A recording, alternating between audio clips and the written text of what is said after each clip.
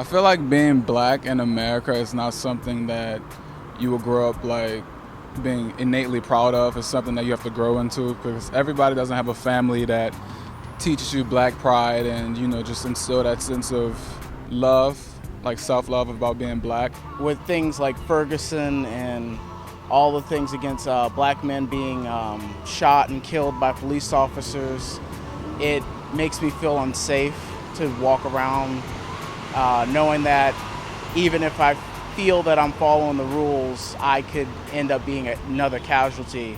It can be tough at times, but I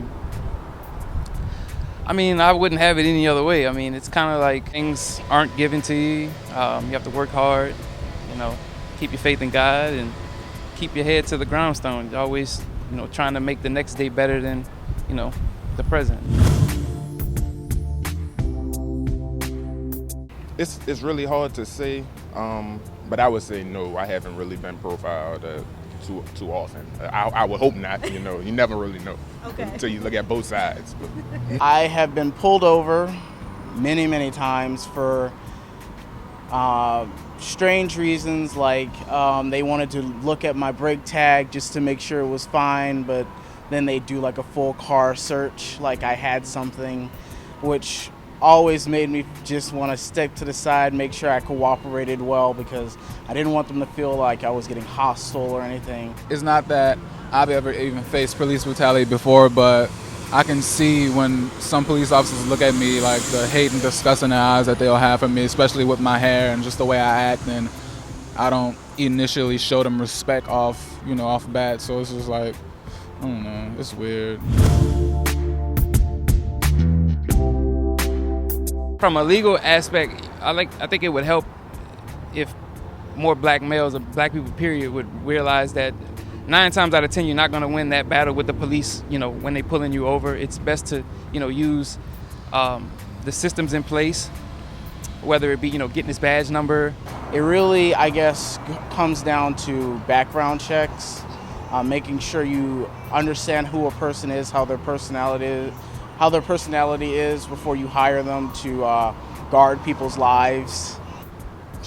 We talk about police brutality on Black America, but honestly, a bigger problem than that is black on black violence. Like, my neighbor, Friday night, her daughter was killed, and black on black violence. So I think before we start talking about what white America is doing, that's a problem for Black America. Black America has to fix their own issues internally.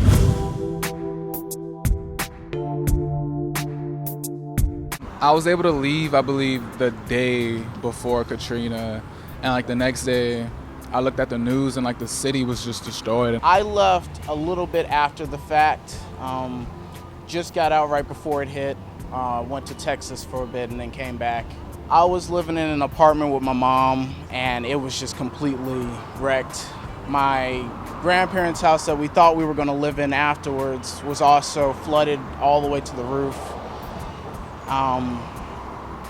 We had to move out to Hammond, Louisiana, and live there until everything could get rebuilt so that we can move back here.